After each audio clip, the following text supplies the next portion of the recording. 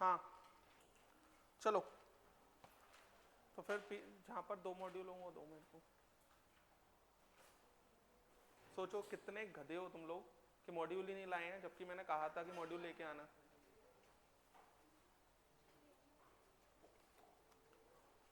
बताओ जरा, बताओ जरा, कौन सा क्वेश्चन डाउट है? 6th question.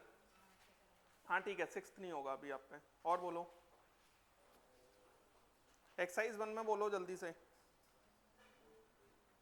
हाँ 21 और क्वेश्चन नंबर 20 हो गया। हाँ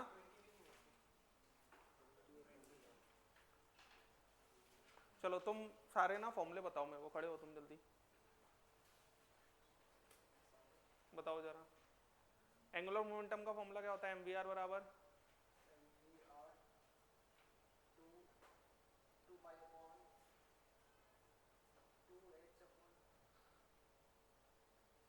एम वी आर बराबर क्या होता है? अच्छा हाँ तुम खड़े हो तुम, हाँ बताओ जरा, M V R equal to क्या होता है? सेंट्रीपिटल फोर्स बराबर कितना होता है? क्या?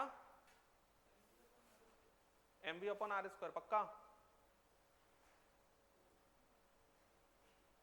बताओ सेंट्रीपिटल फोर्स की वैल्यू कितनी होती है बताओ?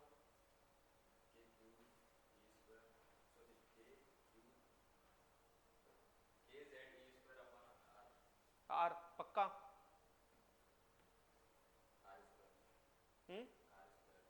पक्का? हाँ पोटेंशियल एनर्जी बताओ, दो अपोजिट चार्जेस होते हैं तो क्या होती है?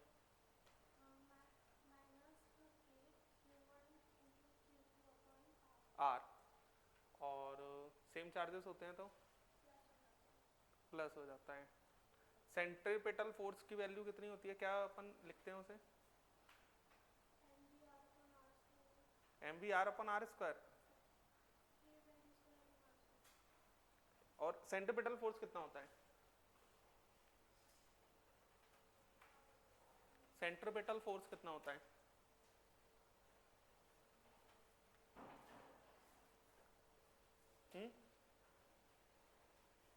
बोलो।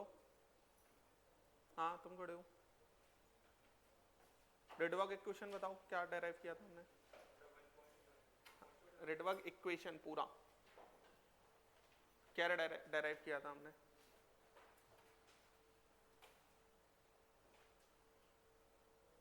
हाँ तुम खड़े हो। रेडवर्ग इक्वेशन बताओ, क्या डेराइव किया था हमने? हाँ तुम खड़े हो, बताओ।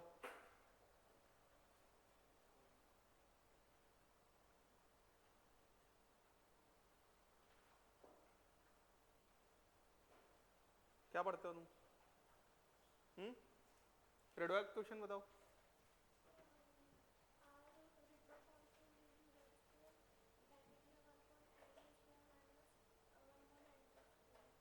Equal to 1/λ। 1/λ को और क्या बोलते हैं? वेव नंबर बोलते हैं। आर एच की वैल्यू बताओ।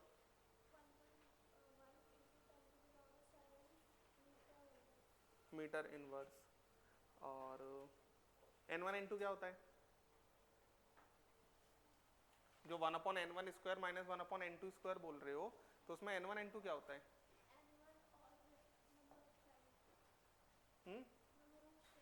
Number of shell. और कहाँ से कहाँ इलेक्ट्रॉन, जहाँ से जहाँ वही तो होता है इलेक्ट्रॉन। और N2 यहाँ से आता है। N2 की वैल्यू बड़ी होती है और N1 की वैल्यू छोटी होती है। अच्छा, अगर मेरे को वेवलेंथ है मेरे पास और मेरे को फ्रिक्वेंसी निकालना है, तो क्या फॉर्मूला यूज करेंगे?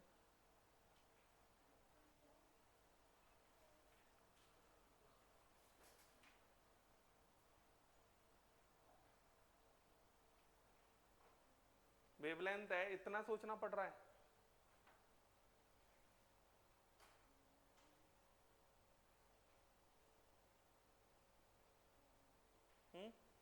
प्लैंक्स कांस्टेंट की वैल्यू बता दो। 6 पॉइंट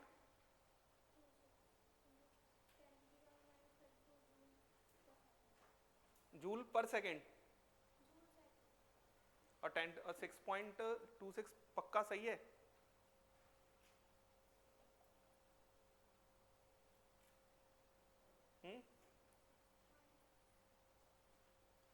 बताओ।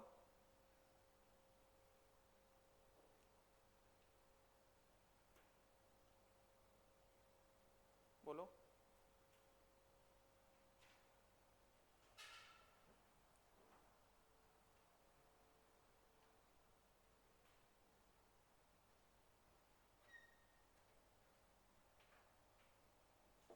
हाँ, रदरफोर्ड ने रेडियस का फॉर्मूला क्या दिया था? गलत, रदरफोर्ड ने दिया था ये फॉर्मूला।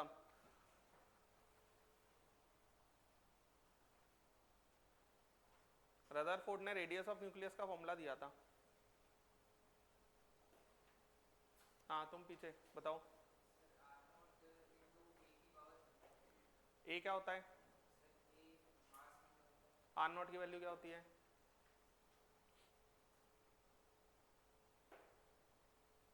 चलो आर नॉट की वैल्यू जो भी बता देगा उसको बैठा दूंगा। हाँ बताओ। -13 बैठो। -13 सेंटीमीटर यही होती है ना? अच्छा,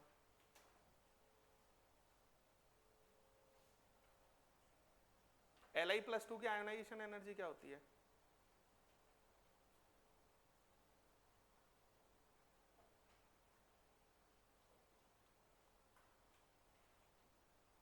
हाँ तुम बताओ। Li+2 की आयोनाइजेशन एनर्जी।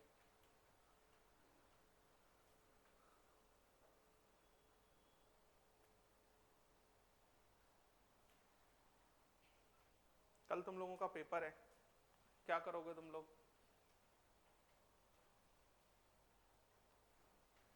हाँ तुम बताओ।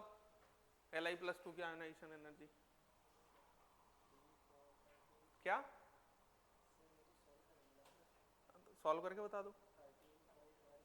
13.16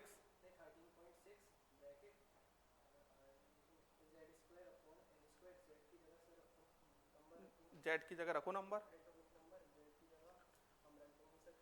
3 का स्क्वायर। हाँ 1 रख देंगे, ठीक है। इससे वैल्यू कितनी निकल के आती है?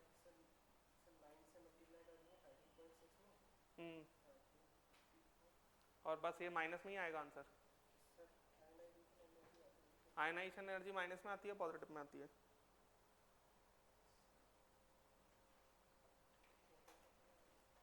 हाँ, आयनाइजेशन एनर्जी की डेफिनेशन क्या होती है?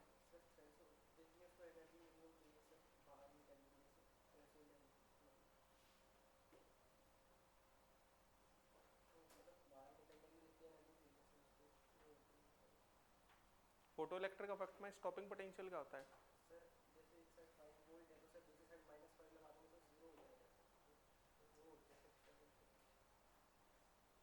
तुम कम पढ़ते हो, बहुत कम पढ़ते हो तुम।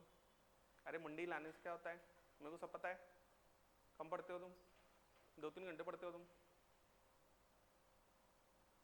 तो। हाँ कहते हैं 10 घंटे पढ़ता हूँ, नहीं वो बात अलग है। 9.5 घंटे फोन रहता है हाथ में। बैठो।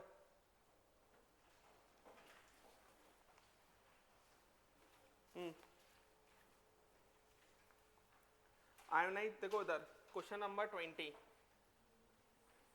एक्सरसाइज 1 में, supposing the ionization energy of hydrogen atom is 640 electron volt, point out the main shell having energy equal to -40 electron volt. किसी पर हुआ है ये? किसी ने किया है? कि सपोज हम आयोनाइजेशन एनर्जी हाइड्रोजन एटम का हमने कितना निकाला है? प्लस का 13.6। मैंने आपको बोल रखा है फर्स्ट सेल का एनर्जी निकाल लिया करो और फर्स्ट सेल के एनर्जी को पॉजिटिव में कर दिया करो, वही क्या हो जाता है? Ionization energy. वही क्या हो जाता है? Ionization energy. तो अगर हम ionization energy of hydrogen atom, अगर हम ionization energy of hydrogen atom की बात करेंगे तो ये आ जाएगा हमारे पास प्लस का 13.6 इलेक्ट्रॉन वोल्ट, हम ये जानते हैं, अरे यही जानते हैं। अब ये 13.6 इलेक्ट्रॉन वोल्ट हम जानते हैं, लेकिन उसने बोला कि भैया आप इसे 13.6 इलेक्ट्रॉन वोल्ट को हम आज इस क्वेश्चन के लिए 640 इलेक्ट्रॉन वोल्ट मान रहे हैं, इसको बड़ा भी लिख लो ऐसे करके, तो ये हमारा क्या निकल आएगा 1 electron volt equal to 640 upon में 13.6 इलेक्ट्रॉन वोल्ट, यही आ जाएगा। क्लियर है? अब वो क्या कह रहा है, वो ये कह रहा है point out the main shell having energy equal to minus का 40 इलेक्ट्रॉन वोल्ट। तो हम किसी सेल का एनर्जी क्या निकालते थे, माइनस का 13.6 इंटू हाइड्रोजन एटम तो है Z² अपॉन N², इसको हम इलेक्ट्रॉन वोल्ट लिखते थे, और ये इलेक्ट्रॉन वोल्ट कौन सा वाला है, ये वाला इलेक्ट्रॉन वोल्ट है। कभी भी ऐसे दिया जाए तो इक्वल लिख के वो निकाल लो, है ना। अब यहाँ पर अगर हम बात करते हैं तो माइनस का 13.6 इंटू 1 अपॉन में N² इंटू 1 इलेक्ट्रॉन वोल्ट की जगह पे क्या आ जाएगा 640 अपॉन 13.6 इलेक्ट्रॉन वोल्ट, और ये उसी यूनिट में आ गया जिसमें इसने बाद में दे रखा है, डेट इज माइनस का 40 इलेक्ट्रॉन वोल्ट।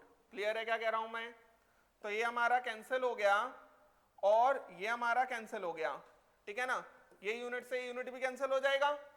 अब ये हमारा N² आ जाएगा 640 अपॉन में 40, ये 16 आ जाएगा, तो N बराबर कितना आ जाएगा 4। समझ गए? कभी भी अगर ऐसे दिया जाए तो हम अपने यूनिट के अकॉर्डिंग जो उसने दिया है उसके साथ रिलेशन निकाल लेंगे, फिर बाद में हम अपने अकॉर्डिंग लिख के फिर उसकी यूनिट में कर देंगे कन्वर्ट, फिर बराबर करेंगे। समझ में आया क्या कहा मैंने? क्लियर है आपको? लिख लें।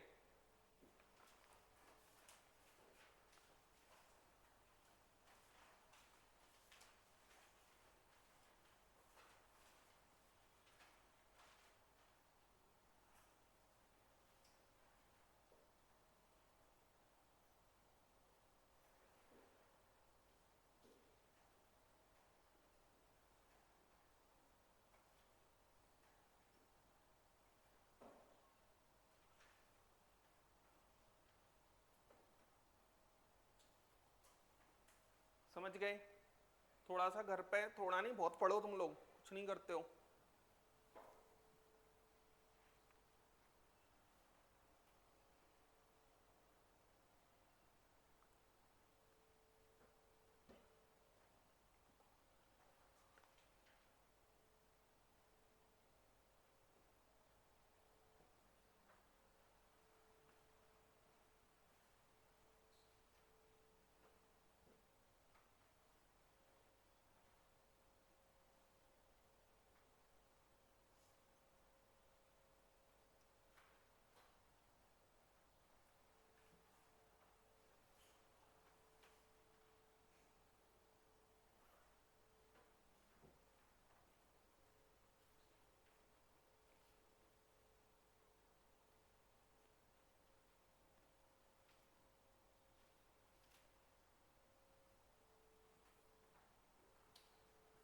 चलें, क्वेश्चन नंबर 21 बोल रहे हो ना आप, चलो क्वेश्चन नंबर 21 देखो।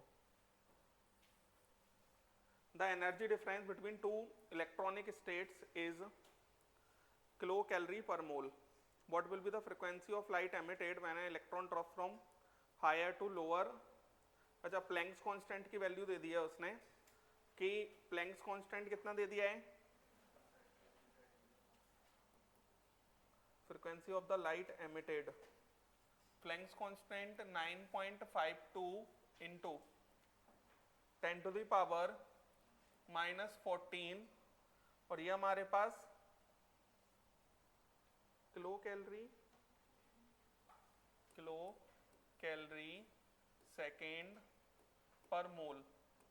ठीक है, देखना अब एनर्जी डिफरेंस जो दिया हुआ है उसने वो कितना दे रहा है। हम अब इसमें देखो कुछ अलग दिया है जो हमने नहीं पढ़ा, ऐसा समझ लेते हैं, तो हम इसको किस में कन्वर्ट करके ले जाएंगे, जो हमने पढ़ा है उसी के पास पहुंच जाएंगे हम। कैसे पहुंचेंगे? एनर्जी डिफरेंस दो के बीच में ये दे रहा है वो E2 minus E1, E2 minus E1 बराबर E2 माइनस E1 बराबर ये हमारे पास एनर्जी डिफरेंस, जो एनर्जी डिफरेंस होगा उसी करस्पॉन्डिंग फोटोन निकल जाएगा, उसी करस्पॉन्डिंग एनर्जी का, यही सीखा है हमने। तो E2 माइनस E1 बराबर क्या होता है h न्यू या SC बाय लैम्डा। तो यहां पर अगर हम बात करते हैं ये हमारे पास है कितना 46.12 किलो कैलोरी पर मोल बराबर H कितना है 9.52 into 10 to the power minus 14 kilo calorie second पर मोल, है ना। तो पर मोल को अपन ऐसे लिख सकते हैं, इनटू में कितना आ जाएगा न्यू, अरे बोलो इनटू में न्यू लिख लेंगे। अब यहां पर किलो कैलोरी से किलो कैलोरी चला जाएगा, है ना, और पर मोल से पर मोल चला जाएगा। तो मेरे पास जो फ्रीक्वेंसी आएगा वो फ्रीक्वेंसी कितना आ जाएगा 46.12 अपॉन में 9.52 into 10 to the power minus 14, है ना। और ये हमारा सेकंड इस साइड क्या होगा, तो ये कितना आ जाएगा बच्चों सेकंड इनवर्स। तो फ्रीक्वेंसी बराबर ये 10 टू द पावर 14 ऊपर गया, ये 5 के करीब आना चाहिए, 4.84 into 10 to the power 14 cycle पर सेकंड, ये आंसर होना चाहिए। आंसर क्या है यही होगा ना। तो ये सिंपल सी बात है, वो प्लैंक्स कांस्टेंट उसने उसी अकॉर्डिंग चेंज कर दिया, तो हमारे लिए क्वेश्चन आसान हो गया।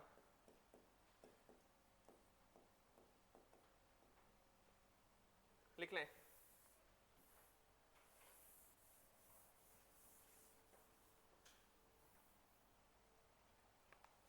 और बोलो एक्सरसाइज 1 में और कोई डाउट है?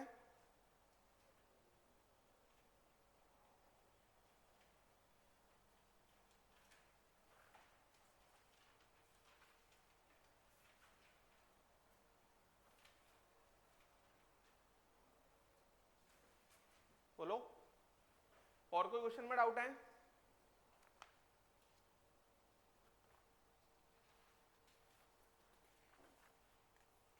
एक्सरसाइज 2 में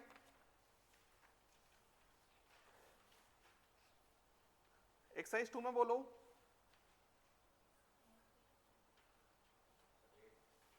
हाँ 8th, और कोई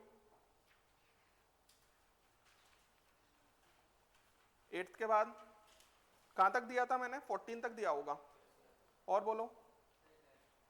हाँ 11,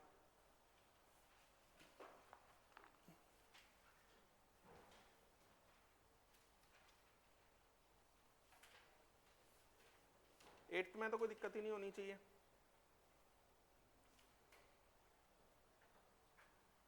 आप लोग पढ़ते नहीं हो, कम पढ़ते हो। एक्सरसाइज 2 में question number 8, energy emitted when an electron jump from 5 to 2 energy level is less than when an electron jump from 2 से 1 in all hydrogen like atoms. सही है, 5 से 2 में एनर्जी डिफरेंस 3.4 से तो कम ही आना है, या 3 जितना भी आएगा 3.4 से कम ही आएगा, क्योंकि इन्फिनिटी से 2 आता तब हमारा 3.4 आता। अरे समझ में आ रहा है। और 2 से 1 में कितना आएगा, आप देखो ना, 2 से 1 में एनर्जी डिफरेंस अगर हम निकालेंगे तो ये हमारे पास माइनस का 3.4, माइनस में माइनस का 13.6, तो ये आ जाएगा हमारे पास 10.2 इलेक्ट्रॉन वोल्ट। बात समझ में आया।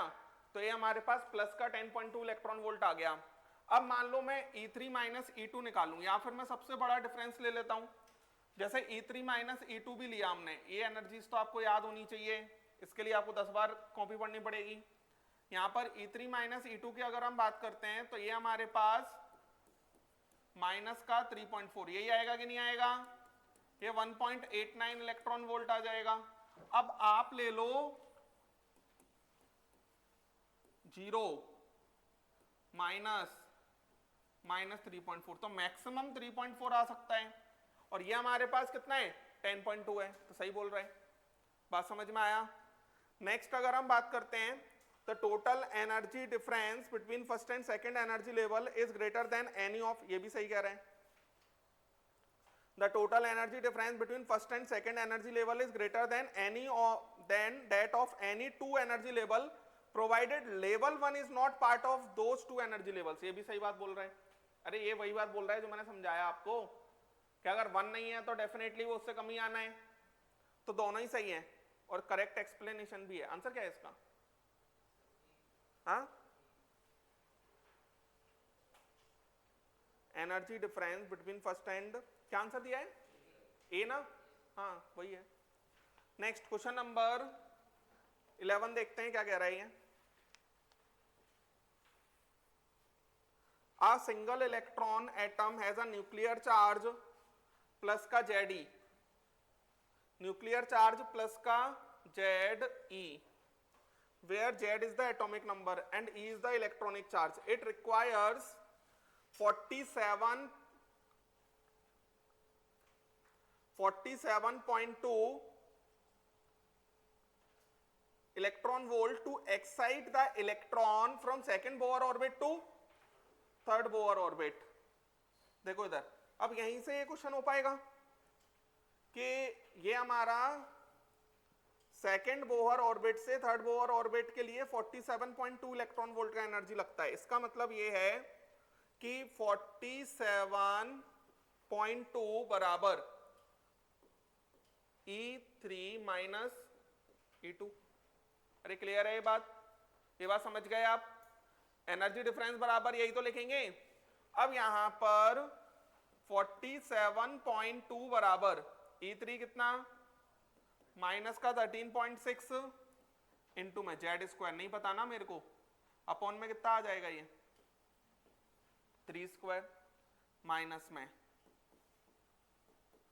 13.6 इंटू जेड स्क्वायर अपॉन में 2 स्क्वायर, तो 47.2 बराबर ये आएगा माइनस का 13.6 इंटू जेड स्क्वायर, और ये आएगा हमारे पास प्लस, तो 1/4 माइनस 1/9, तो ये आ जाएगा इलेक्ट्रॉन वोल्ट ही है 47। ये इलेक्ट्रॉन वोल्ट है, ये भी इलेक्ट्रॉन वोल्ट है, कोई दिक्कत नहीं है, नहीं तो चेंज करना पड़ता। माइनस का 13.6 इंटू जेड स्क्वायर,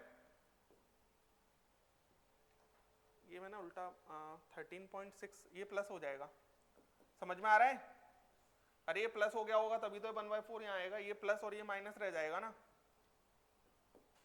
क्लियर है?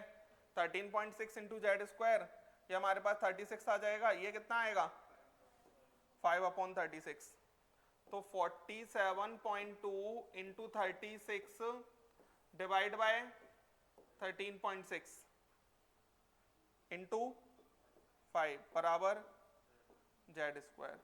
तो अगर हम थोड़ा दिमाग लगाएं तो ये हमारा 13 पॉइंट, देखो ये आएगा 7.2, ये वैल्यू कितनी आ गई 7.2, यहीं से हो जाएगा, ज्यादा आप पूरा और डेप्थ में सॉल्व करो टाइम वेस्ट होगा।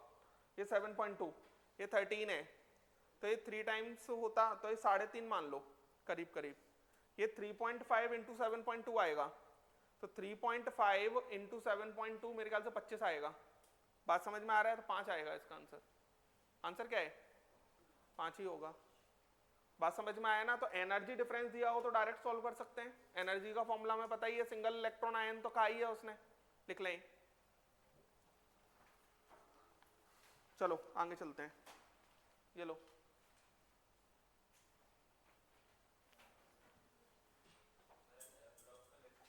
बिल्कुल नहीं ले सकते हैं, लेकिन हमारे पास दिमाग होता है ना। एटॉमिक नंबर तो इंटीजर में ही आएगा, तो स्क्वायर तो क्या होगा 2 3 4 5 6 इन्हीं का निकालना पड़ेगा, उससे आइडिया लगा सकते हैं, उसके लिए पढ़ना पड़ता है।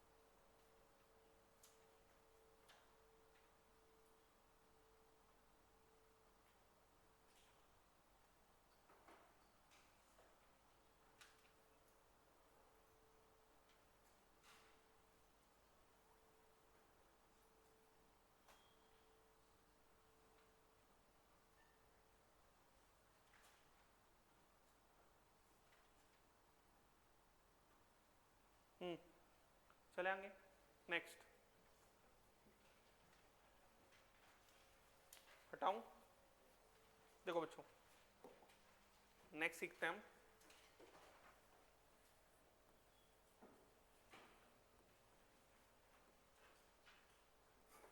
स्पेक्ट्रम।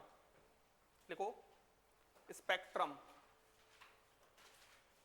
और बच्चों घर पे थोड़ा पढ़ो, 5-6 घंटे पढ़ो। स्पेक्ट्रम लिखो।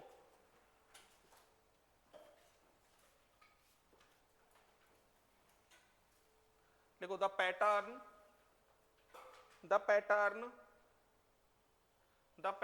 और फोटोग्राफ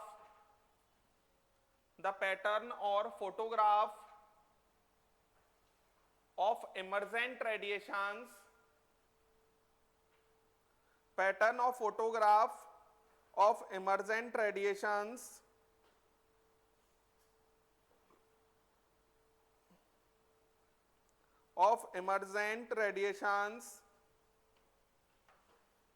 developed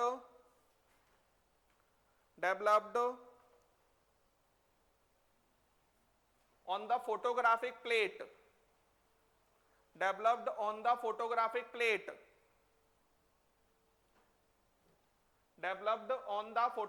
plate,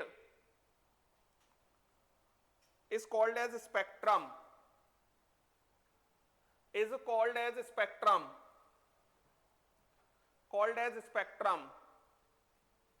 आगे लिखो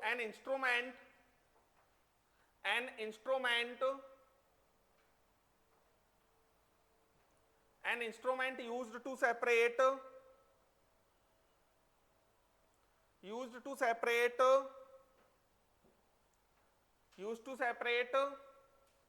radiations of different wavelengths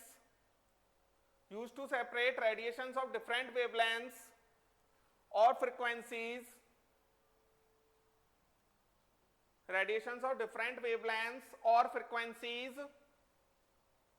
is called as spectroscope.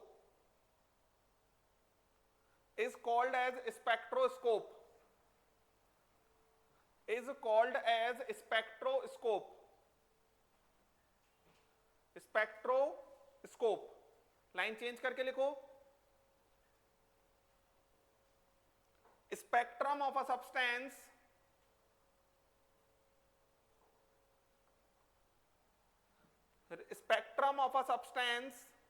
represent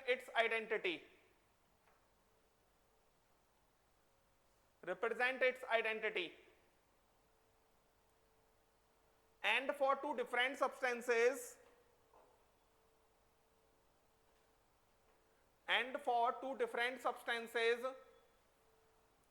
spectrum cannot be same. Two different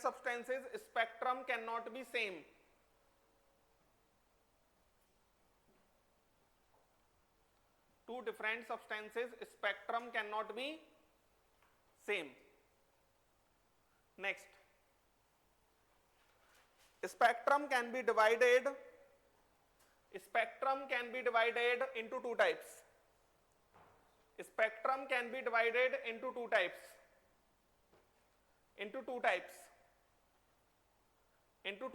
पहला लिखो emission spectrum.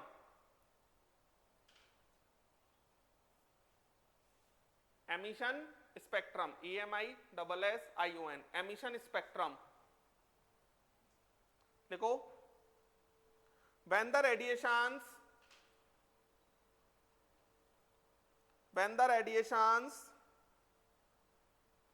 emitted from some source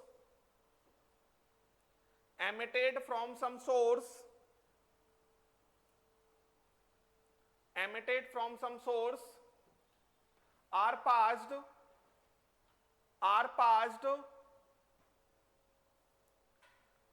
directly through prism,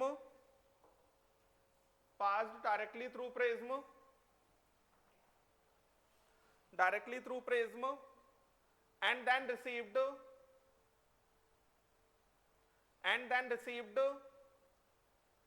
on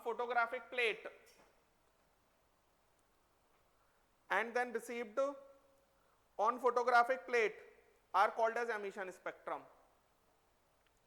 are called as emission spectrum.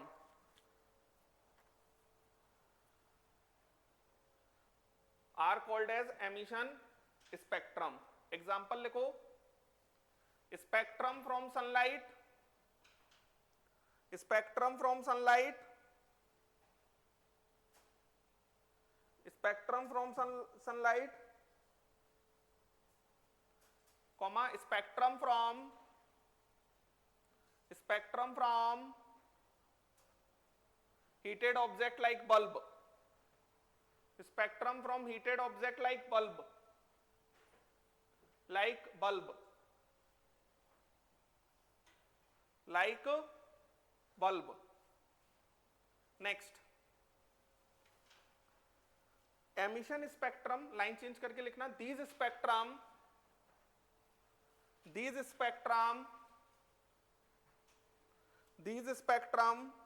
can be continuous or discontinuous spectrum. These spectrum can be continuous or discontinuous spectrum, or discontinuous spectrum. लिखो सबसे पहले continuous spectrum,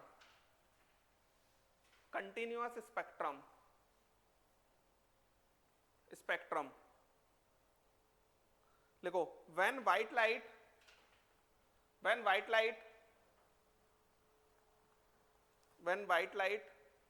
from any source, like sun, bulb, etc.,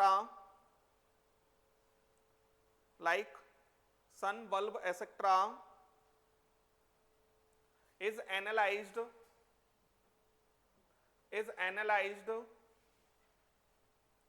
by passing through a prism,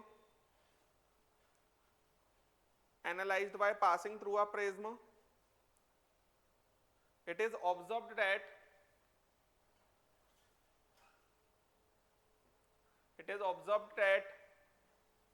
it splits into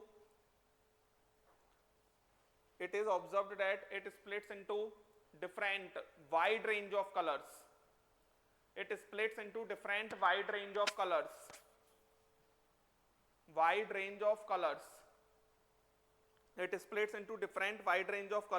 अभी मैं ये सब समझाऊंगा आपको एक साथ.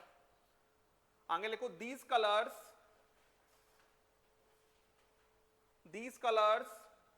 are so continuous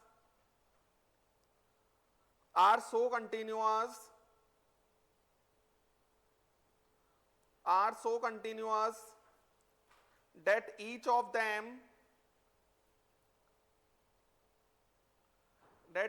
them merge into next.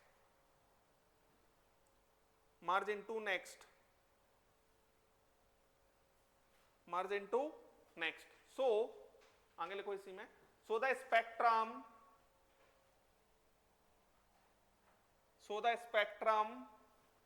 is called as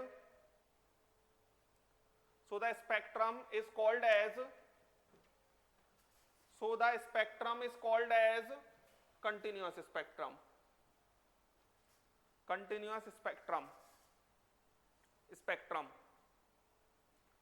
Spectrum is called as continuous spectrum. Next लिखो, discontinuous spectrum.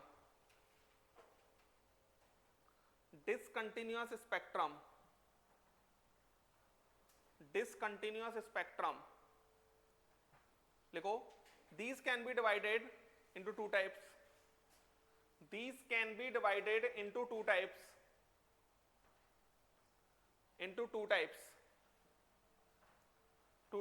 पहला लिखो band spectrum.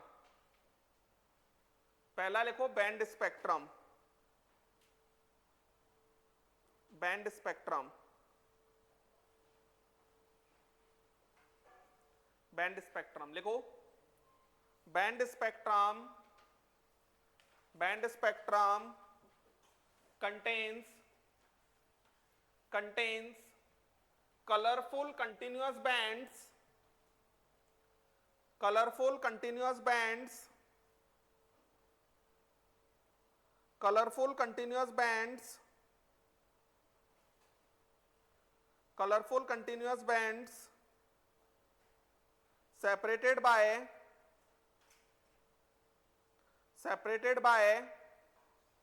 dark spaces, separated by dark spaces, dark spaces. Generally molecular spectrum is band spectrum. Molecular spectrum is band spectrum, band spectrum. Next लिखो line spectrum, line spectrum, line spectrum लिखो. This is ordered arrangement, this is ordered arrangement of lines of particular wavelength,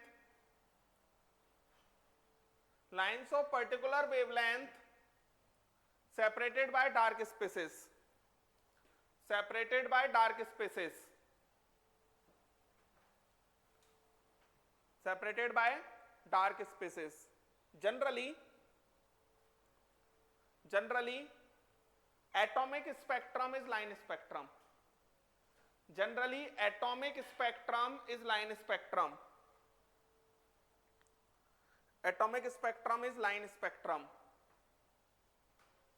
Atomic spectrum is line spectrum. समझ पा रहे हैं? Generally atomic spectrum is line spectrum. Next लिखो.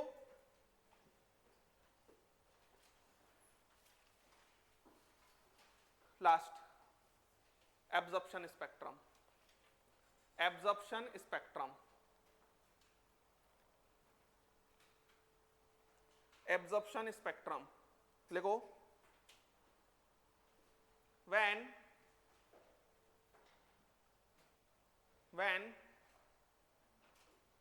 white light from any source,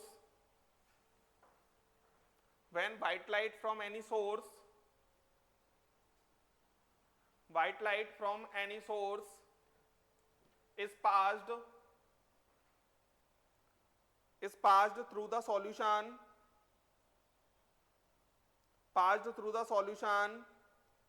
or vapors of chemical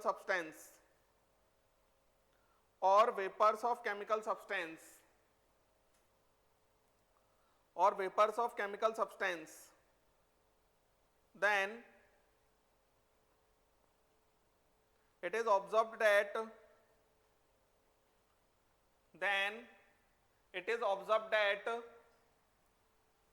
some dark lines are obtained in continuous spectrum. Some dark lines are obtained in continuous spectrum from continuous spectrum.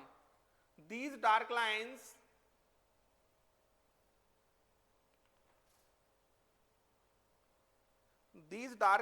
are supposed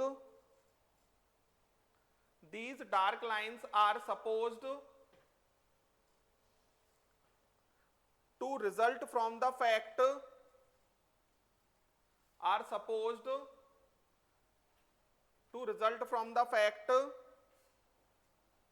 that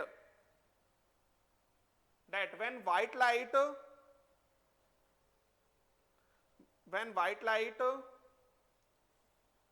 is passed through substance,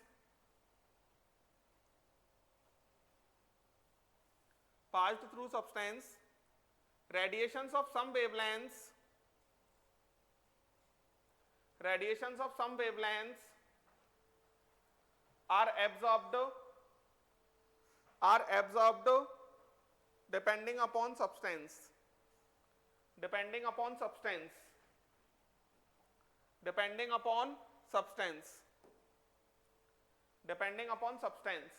these are called absorption spectrum. These are called absorption spectrum depending upon substance. These are called absorption spectrum. देखो बच्चों क्या है, समझना मेरी बात को। देखो जरा, एक्चुअल में पूरे स्पेक्ट्रम की अगर हम बात करते हैं तो स्पेक्ट्रम है क्या? स्पेक्ट्रम है जो भी रेडिएशंस निकल रही हैं किसी भी सब्सटेंस से या पार्टिकल से, वो रेडिएशंस को हम प्रिज्म के थ्रू क्या कर रहे हैं, सेपरेट कर रहे हैं डिफरेंट वेवलेंथ या फ्रीक्वेंसीज में, फिर उनको एक फोटोग्राफिक प्लेट पे अरेंज कर रहे हैं। जो पैटर्न आ रहा है उसे क्या कहा जा रहा है, स्पेक्ट्रम। बात समझ में आया?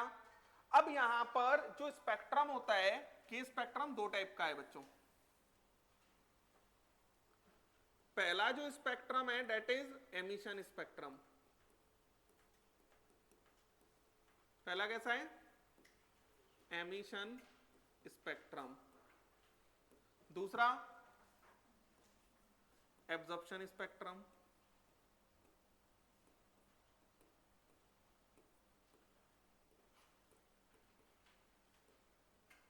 अगर हम यहां पर बात करते हैं एमिशन स्पेक्ट्रम, तो एमिशन स्पेक्ट्रम फिर से दो टाइप का है। दो टाइप का कौन कौन सा? कंटीन्यूअस स्पेक्ट्रम और डिसकंटिन्यूअस स्पेक्ट्रम।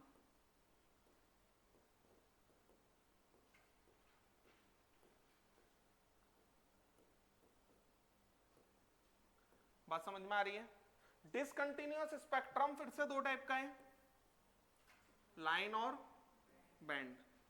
तो ये हो गया हमारे पास बैंड स्पेक्ट्रम,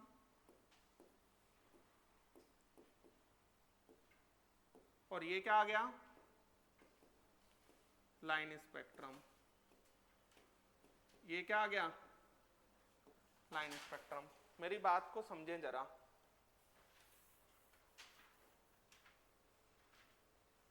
देखना, जैसे अगर मैं बात करता हूं बच्चों कंटीन्यूअस स्पेक्ट्रम की, तो कंटीन्यूअस स्पेक्ट्रम कैसे क्या होता है समझते हैं। जैसे यहां से कोई व्हाइट लाइट आया, यहां से क्या आया, व्हाइट लाइट। ये हमने मान लो कुछ ऐसा स्लिट लगा रखा है, ठीक है, और यहां से कोई व्हाइट लाइट जा रहा है। कौन सा लाइट जा रहा है, व्हाइट लाइट। ये सोर्स रखा हुआ है, ये व्हाइट लाइट एमिट कर रहा है, that is emission spectrum. Absorption spectrum हमेशा डिसकंटिन्यूअस होता है, इसलिए वहां पे दो नहीं आया, कंटिन्यूअस और डिसकंटिन्यूअस। स्पेक्ट्रम दो टाइप का हुआ, emission absorption. Emission continuous discontinuous दोनों हो सकता है, लेकिन एब्जॉर्प्शन हमेशा डिसकंटिन्यूअस ही होगा। क्यों होगा उसका लॉजिक अभी समझ में आएगा आपको।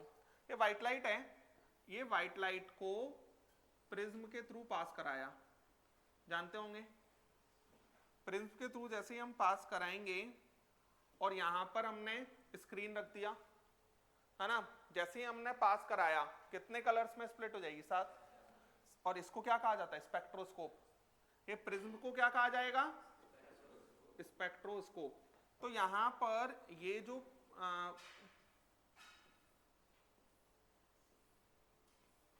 ऐसे करके ये स्प्लिट हो जाएगी।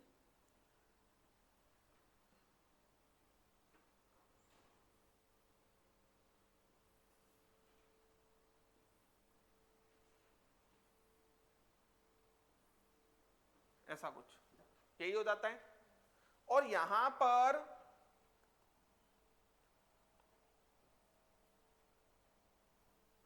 ऐसा कुछ, ठीक है ना बच्चों। अब यहां पर अगर हम बात करते हैं तो ये हमारा ऐसा कुछ है, और ये हमारा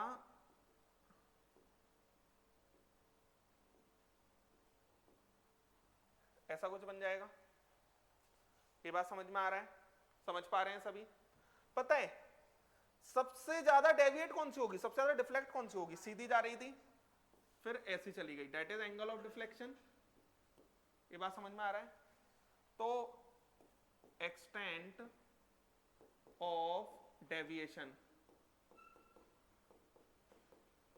directly proportional to frequency, inversely proportional to wavelength. हम लोगों ने जब इलेक्ट्रोमैग्नेटिक रेडिएशन स्पेक्ट्रम बनाया था तो विविग्योर ऐसा लिखा था, और उसमें जब मैंने विविग्योर लिखा था तो इस साइड जा रहे थे तो फ्रीक्वेंसी बढ़ रही थी, वेवलेंथ घट रही थी, एनर्जी बढ़ रही थी। तो यहाँ पर सबसे ज्यादा फ्रीक्वेंसी वायलेट की होगी तो वॉयलेट सबसे ज्यादा डेविएट होगा, इसलिए वॉयलेट सबसे नीचे है और रेड सबसे ऊपर है। सबसे कम डेविएशन किसका हुआ है? रेड का। सबसे ज्यादा डेविएशन किसका हुआ है? वॉयलेट का। बात समझ में आ रही है? ये कंटिन्यूअस कैसे है? कंटिन्यूअस ही ऐसे है कि वॉयलेट खत्म नहीं हो पा रहा, कौन चालू हो जा रहा है? इंडिगो। इंडिगो खत्म नहीं हो पा रहा, ब्लू चालू हो जा रहा है। तो एक कंटिन्यूअस पैटर्न बना हुआ है, कहीं पर भी ब्लैक लाइंस नहीं, ब्लैक नहीं आ रहा कि पूरा ये डार्क स्पेस आ रहा हो। That is continuous spectrum. बात समझ में आया क्या कहा? अगर हम इसी तरीके से मान लो मैं दूसरा लेता, दैट इज डिसकंटिन्यूअस स्पेक्ट्रम। मान लो मैं दूसरा लेता, दैट इज डिसकंटिन्यूअस स्पेक्ट्रम। तो इसके अंदर पता है क्या होता? जैसे मान लो ये मैंने स्लिट ले लिया, यहां से व्हाइट लाइट पास हुआ, अब ये व्हाइट लाइट जा रहा था लेकिन मैंने यहां पर कोई NaCl का सॉल्यूशन रख दिया, मान लेते हैं ऐसा, NaCl का सॉल्यूशन रख दिया वेपर या फिर गैसियस फॉर्म में, कुछ भी रख दिया, गैसियस फॉर्म और एक्वस सॉल्यूशन रख दिया। तो मान लेते हैं कि यहां से ये गया, फिर ये प्रिज्म से पास किया, और प्रिज्म से पास करने पर जब मैंने इसको स्क्रीन पर देखा, जब मैंने इसको स्क्रीन पर देखा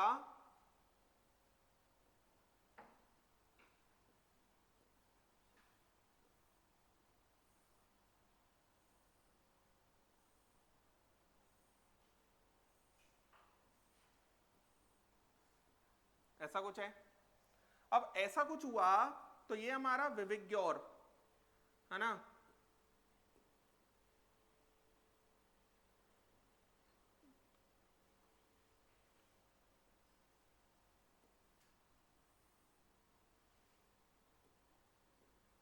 तो ये दो जगह पे ना डार्क स्पेस आया, दो जगह पे क्या आया? Dark space. अब एक ये आया और एक ये आया, मतलब ये कैसा हो गया? डिसकंटिन्यूअस। ये कैसा हो गया? डिसकंटिन्यूअस। इसमें तो ऐसा नहीं आ रहा था, दैट इज वो तो कंटिन्यूअस था। अब ये डार्क स्पेस जो आ रहा है किस कारण से आ रहा है? NaCl ने दो वेवलेंथ्स या दो लाइट्स एब्जॉर्ब कर ली अपने अंदर, कौन कौन सी? ब्लू और ऑरेंज। बात समझ में आया? तो यहां से तो 7 वेवलेंथ्स, 7 लाइट्स निकली, लेकिन यहां से कितनी निकली? 5। 2 इसके पास चली गई। अगर मैं इसका एमिशन स्पेक्ट्रम देखूं, एमिशन स्पेक्ट्रम मतलब जो खुद एमिट करेगा ये, इसका एमिशन स्पेक्ट्रम देखूंगा तो उसमें कौन कौन सी लाइंस आएंगी? ब्लू और ऑरेंज। बात समझ में आ रही है? ब्लू और ऑरेंज। क्लियर है क्या कह रहा हूं मैं? समझ पा रहे हैं? तो इस तरीके से ये कंटिन्यूअस मतलब कहीं डार्क स्पेस नहीं आया, डिसकंटिन्यूअस मतलब डार्क स्पेस आ गया, और यही एब्जॉर्प्शन स्पेक्ट्रम है। किसका एब्जॉर्प्शन स्पेक्ट्रम हो गया ये? NaCl का। क्लियर है क्या कह रहा हूं मैं? समझ गए? इसी तरीके से अगर मैं बात करता लाइन स्पेक्ट्रम, लाइन स्पेक्ट्रम, तो लाइन स्पेक्ट्रम कुछ नहीं है, मान लेते हैं कि कोई भी एटम्स हैं जिनको मैंने थोड़ा एनर्जी दे दिया तो वो एक्साइटेड स्टेट में पहुंच गए। एक्साइटेड स्टेट में एटम नहीं पहुंचता, कौन पहुंचता? इलेक्ट्रॉन। इलेक्ट्रॉन ऊपर पहुंच गया हायर लेवल पे, आएगा वापस, क्या करेगा? फोटॉन्स एमिट करेगा, वो विजिबल रीजन में होंगे तो कलर देखेंगे। अरे बात समझ में आ रही है ना? तो उन्हीं को मैंने एक पैटर्न में अरेंज किया, तो जो लाइन स्पेक्ट्रम आया वो हमारा ऐसा कुछ आया, ये कलर्ड लाइंस आई इस तरीके से, और ये बीच में पूरा क्या है? ये बीच में पूरा क्या है? Dark space. ये बीच में पूरा क्या है? Dark space. बात समझ आया? तो ये तो ऑटोमेटिक क्या हो गया? डिसकंटिन्यूअस। अरे समझ में आ रहा है? डार्क आ रहा है ना, तो दैट इज डिसकंटिन्यूअस। यहां पर लाइन स्पेक्ट्रम के बाद में बैंड स्पेक्ट्रम। बैंड स्पेक्ट्रम किसके लिए होता है? एक्साइटेड स्टेट में अब एटम नहीं जाएगा, कौन जाएगा? मॉलिक्यूल। कौन जाएगा? मॉलिक्यूल। तो उसको अगर मैंने स्क्रीन पर देखा तो ऐसे करके कलर्ड बैंड्स बन गए, ऐसे करके क्या बन गया? Coloured bands. फिर ऐसा बना, ऐसा, फिर ये कलर्ड बैंड बन गया, फिर ये कलर्ड बैंड बन गया, और बीच में क्या है? Dark space. That is discontinuous. बात समझ में आ रही है? तो इस तरीके से कुछ पैटर्न बन रहे हैं, समझ आया? That is spectrum. अब यहां पर हमें किसके लिए सीखना है? हम सीखेंगे हाइड्रोजन एटम के लिए। तो हाइड्रोजन एटम का जो स्पेक्ट्रम बनेगा वो कौन सा बनेगा? लाइन स्पेक्ट्रम, क्योंकि एटम है ना वो। और वो कैसा होगा? डिसकंटिन्यूअस होगा। कंटिन्यूअस सिर्फ एक ही तो है, ये बनाया जो व्हाइट लाइट डायरेक्ट जा रही है, बाकी सारे कैसे हैं? डिसकंटिन्यूअस। एब्जॉर्प्शन स्पेक्ट्रम हमेशा कैसा होता है? डिसकंटिन्यूअस। क्लियर है क्या कहा मैंने? बोलो, बनाइए सारा, लिखो ये जल्दी से।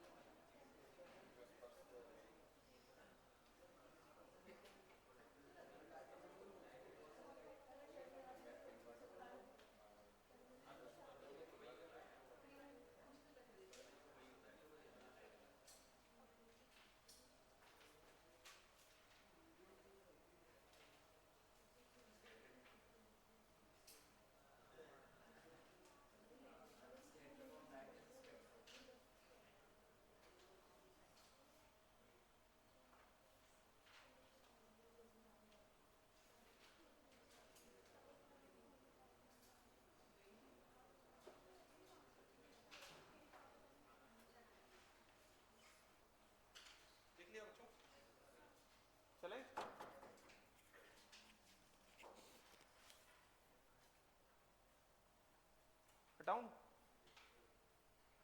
देखो अब जैसे मान लो हमें किसकी बात करनी है, हम बात करने वाले हैं जैसे यहां पर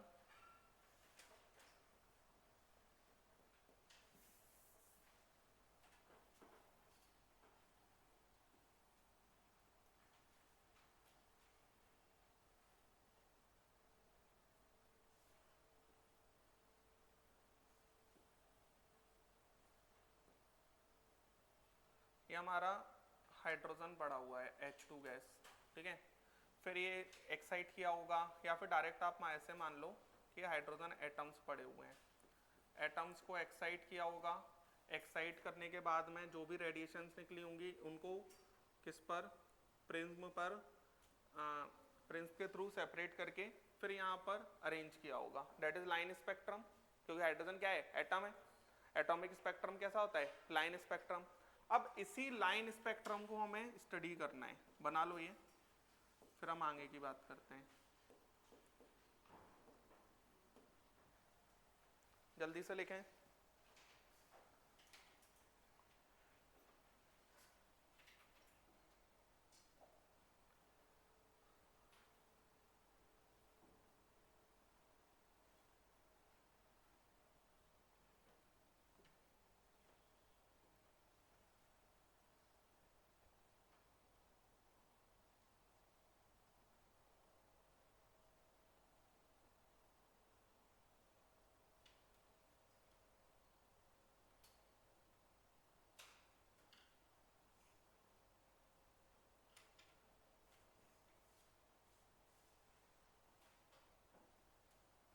ये भी हाइड्रोजन एटम एमिट कर रहा है तो इसको क्या कहा जाएगा, emission spectrum of hydrogen atom. ये बात समझ में आ रहा है, क्या कहा जाएगा, emission spectrum of hydrogen atom. लिखो emission spectrum of hydrogen atom, emission spectrum of hydrogen atom, emission spectrum of hydrogen atom, of hydrogen atom, emission spectrum of hydrogen atom. देखें जरा, अब यहां पर ये लिख रहा हूं मैं सीरीज, ठीक है। उसके बाद में स्पेक्ट्रल रीजन,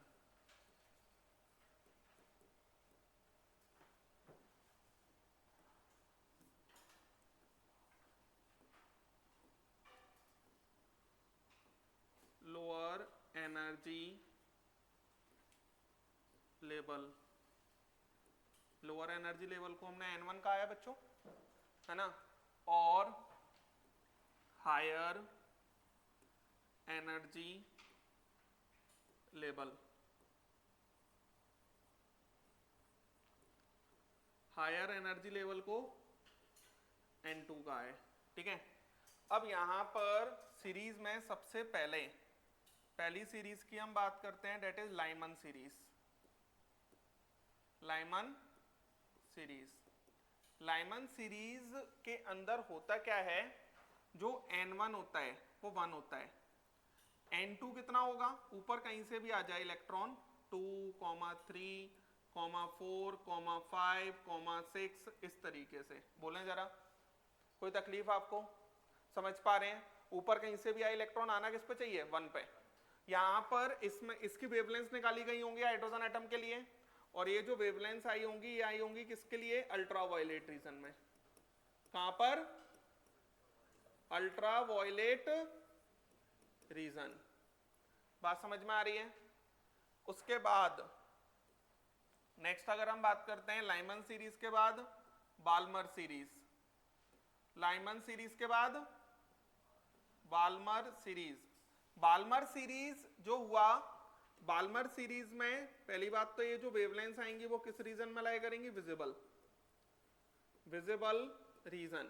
तो विजिबल रीजन में अगर हम देखते हैं तो N1 इक्वल टू 2 और N2 इक्वल टू 3, 4, 5, 6, इस तरीके से। क्लियर है क्या कह रहा हूं मैं। नेक्स्ट अगर हम बात करते हैं पाश्चन, ये नाम है और कुछ नहीं है, Lyman Balmer Paschen bracket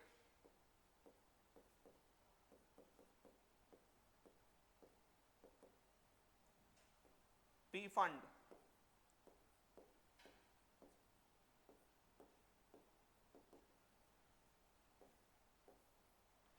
sixth है हम्फ्री, सिक्स्थ क्या है हम्फ्री। और यहां पर अगर हम बात करते हैं तो यहां पर ये आ जाएगा अल्ट्रा वायलेट रीजन, ये क्या आएगा अल्ट्रा वायलेट रीजन, और ये सारे के सारे रीजन्स अल्ट्रा वायलेट ही होंगे, बस एक ही है जो विजिबल रीजन, और ये सिर्फ किसके लिए है हाइड्रोजन एटम। पूरे बोहर्स मॉडल जैसे बाल्मर सीरीज तो हम Li+2 के लिए भी कह सकते हैं कि 3 से 2, 4 से 2, 5 से 2, 6 से 2, ये Li+2 के लिए भी, या जितने भी सिंगल इलेक्ट्रॉन स्पीसीज हैं सबके लिए। लेकिन जो रीजन निकाला है हमने वो सिर्फ किसके लिए होगा हाइड्रोजन एटम के लिए। रीजन प्योरली सिर्फ किसके लिए है, जैसे मैं Li+2 कहूं और Li+2 में मैं कहूं 2 से 1 आएगा तो क्या अल्ट्रावायलेट रीजन होगा, नहीं होगा। हाँ, अगर Li+2 के लिए उसने कहा लाइमन सीरीज है और लाइमन सीरीज में 2 से 1 हो रहा है, वो लाइन ठीक है, लेकिन रीजन अकेला सिर्फ किसके लिए डिफाइंड है अभी हाइड्रोजन एटम, ये बात याद रखें। यहां पर अगर हम बात करते हैं, ये हुआ ये यहां पर N1 इक्वल टू 3 और N2 इक्वल टू 5, 6 इस तरीके से, और यहां पर अगर हम बात करते हैं N1 इक्वल टू 4 और N2 इक्वल टू 7 इस तरीके से, और यहां पर अगर हम बात करते हैं तो N1 equal to 5, N2 equal to 7, 8 इस तरीके से, और यहां पर N1 इक्वल टू 6 और N2 इक्वल टू 7, 8 लिख लें। That is line spectrum of hydrogen atom.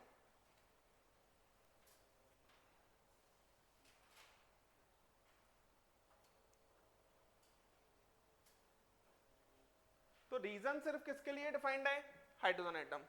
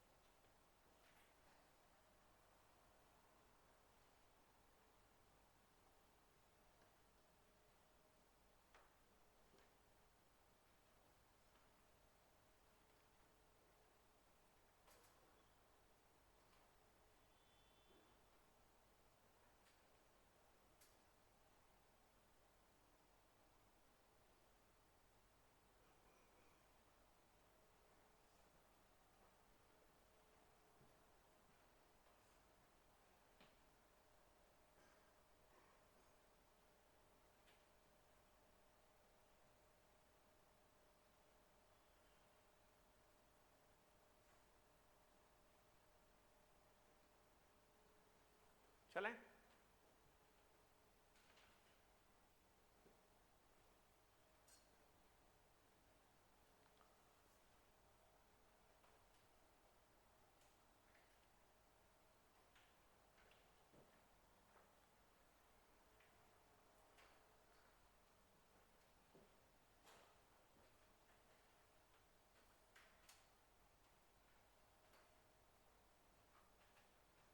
लिया होगा। देखो हटा दूं,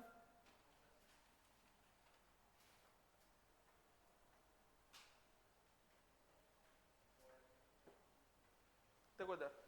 अब जैसे क्या होता है, ये तो हो गया n equal to 1, that is ground state. ये क्या है, n इक्वल टू 2। ये क्या है, n equal to 3, n equal to 4, n equal to 5, n equal to 6, n equal to 7 और n equal to 8। Energy difference इन दोनों में सबसे ज्यादा है, इसलिए मैंने इतना डिफरेंस बनाया। फिर कम कम कम कम कम होता जाता है, ये भी सिखाया है मैंने। अब जैसे मान लो इलेक्ट्रॉन ऊपर से नीचे गिर रहा है,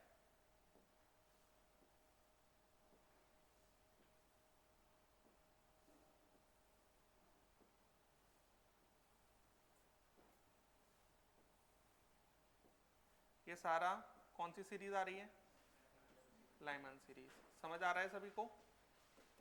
उसके बाद इलेक्ट्रॉन यहां पर,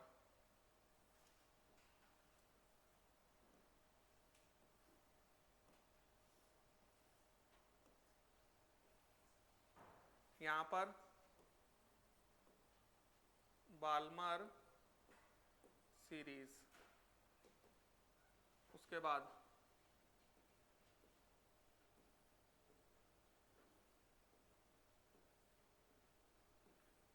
ये कौन सा आ जाएगा, पाश्चन सीरीज।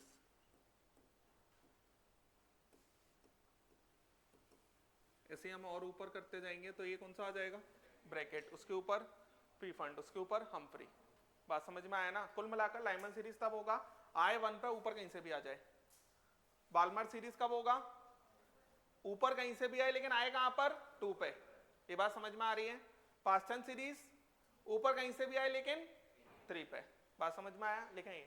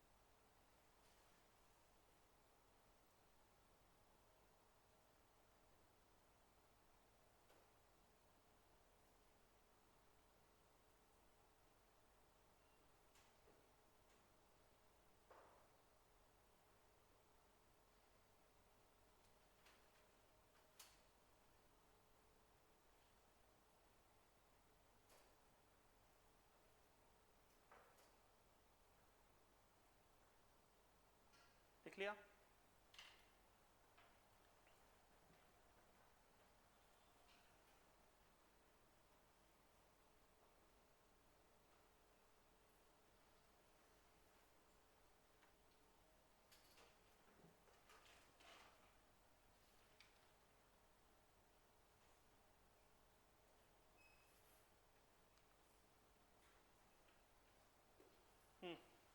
लिख लिया होगा।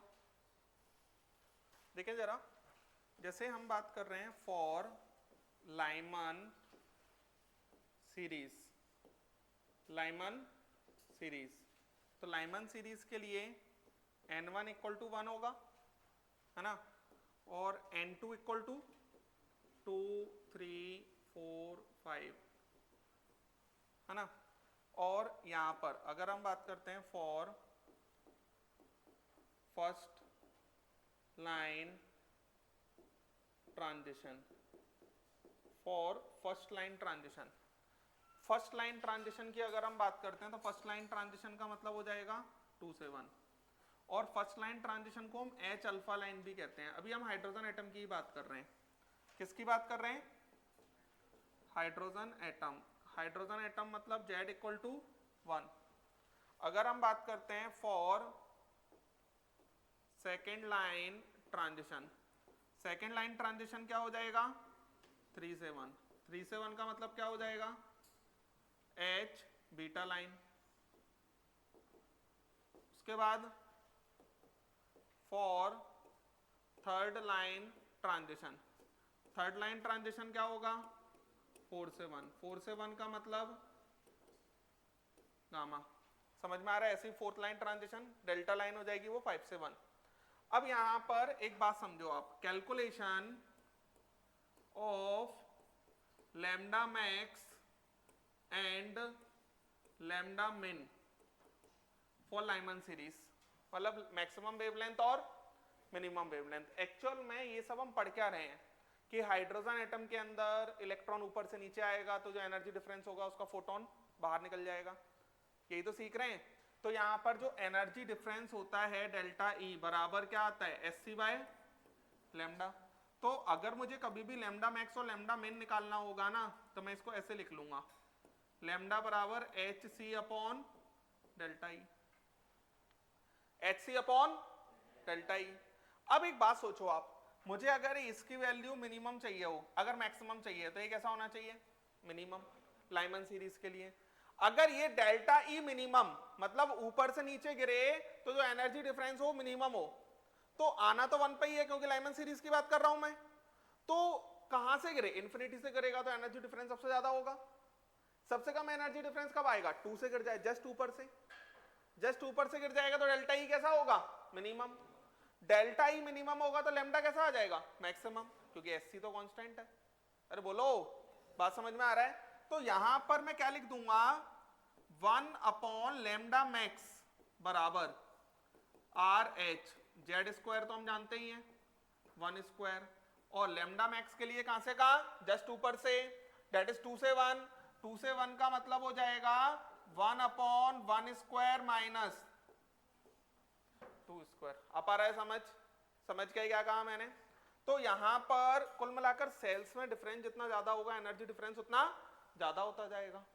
तो यहां पर 1 अपॉन लैम्डा मैक्स बराबर आर एच 1 माइनस 1/4 कितना हो जाएगा 3/4। तो लैम्डा मैक्स बराबर कितना आ जाएगा 4/3 आर एच, 4/3 आर एच। इसी तरीके से अगर हम लैम्डा मिनिमम की बात करते तो डेल्टा ई कैसा चाहिए मैक्सिमम, लैम्डा मिनिमम के लिए डेल्टा ई मैक्सिमम। तो डेल्टा ई मैक्सिमम के लिए सबसे दूर से आ जाए, सबसे दूर से मतलब इन्फिनिटी से 1, इन्फिनिटी से 1 आ जाएगा तो 1 अपॉन लैम्डा मिन बराबर आर एच इंटू में 1 upon 1 square minus 1 upon infinity का स्क्वायर। तो lambda minimum 1 upon R H hydrogen atom के लिए। समझ में आ गया, रिडबर्ग इक्वेशन यही सीखा था हमने बच्चों। अगर मैं बाल्मर के लिए बात करता, बाल्मर के लिए लैम्डा मैक्स कब आएगा जब डेल्टा ई मिनिमम आए, मिनिमम मतलब जस्ट ऊपर से, जस्ट ऊपर से मतलब 3 से 2, और लैम्डा मिनिमम कब आ जाएगा इन्फिनिटी से 2। बात समझ में आया क्या कहा मैंने। तो अगर मेरे को लैम्डा मैक्सिमम चाहिए तो delta E minimum, delta E minimum उस करस्पॉन्डिंग जो सीरीज है उसमें पहली लाइन, पहली लाइन मतलब लाइमन के लिए पहली लाइन 2 से 1 हो रही है, बार्मर के लिए पहली लाइन 3 से 2 होगी, पास्टन के लिए पहली लाइन 4 से 3, तो लैम्डा मिनिमम, अगर हमें लैम्डा मैक्सिमम चाहिए तो डेल्टा ई मिनिमम के लिए जस्ट ऊपर से इलेक्ट्रॉन आए, और लैम्डा मिनिमम चाहिए तो डेल्टा ई मैक्सिमम चाहिए, उस हर करस्पॉन्डिंग सीरीज का लैम्डा मैक्सिमम और लैम्डा मिनिमम अलग अलग निकलेगा। अरे बात समझ में आ रही है? जैसे लाइमन था तो लाइमन के लिए 2 से 1 हो गया लैम्डा मैक्सिमम, और इन्फिनिटी से 1 हो गया लैम्डा मिनिमम। इसी तरीके से बाल्मर के लिए 3 से 2 हो जाएगा लैम्डा मैक्सिमम, और इन्फिनिटी से 2 हो जाएगा लैम्डा मिनिमम। बात समझ में आया? इसी तरीके से पास्चर में 4 से 3 लैम्डा मैक्सिमम और इन्फिनिटी से 3 लैम्डा मिनिमम, ऐसे चलता है। बोलो आ रहा है समझ क्या कह रहा हूं मैं? क्लियर है सभी को? समझ पा रहे हैं? लिख लें। और ये मैं पूरी बात किसके लिए कर रहा हूं? Hydrogen atom.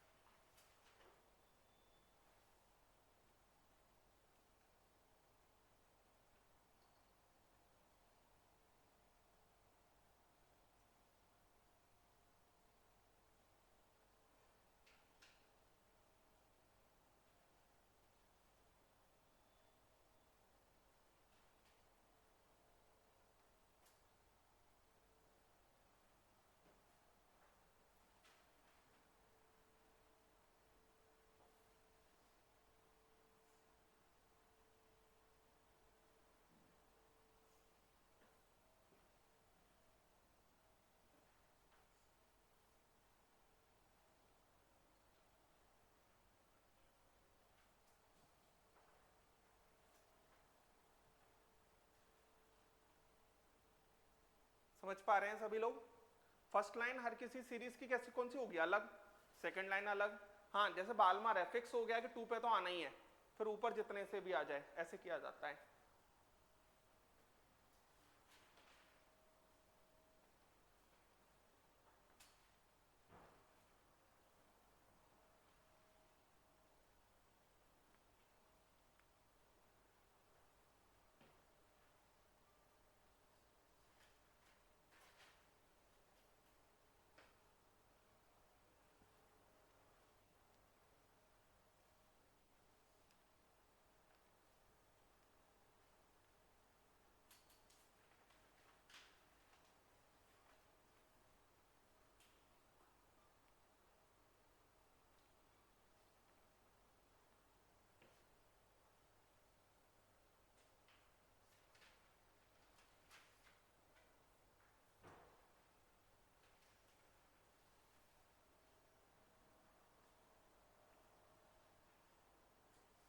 पेपर कैसे दोगे कल तुम? पढ़ाता तुमने है ही नहीं। हाँ क्या तुमको ही नहीं पता कि तुम पेपर कैसे दोगे? आएगा जो कर लोगे, नहीं आएगा तो? अभी तो आ नहीं रहा, मैं पूछ रहा हूँ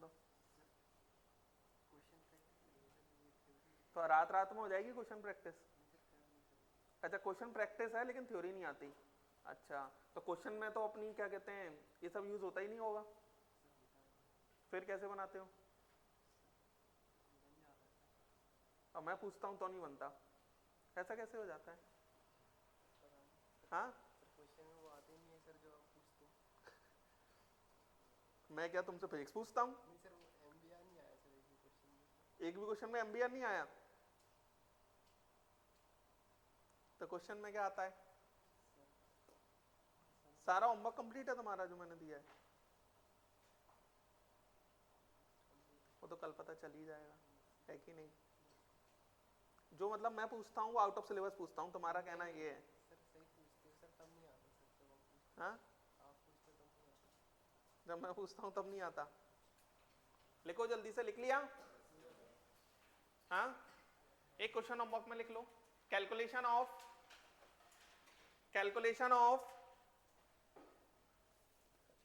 ऑफ लैम्डा मैक्सिमम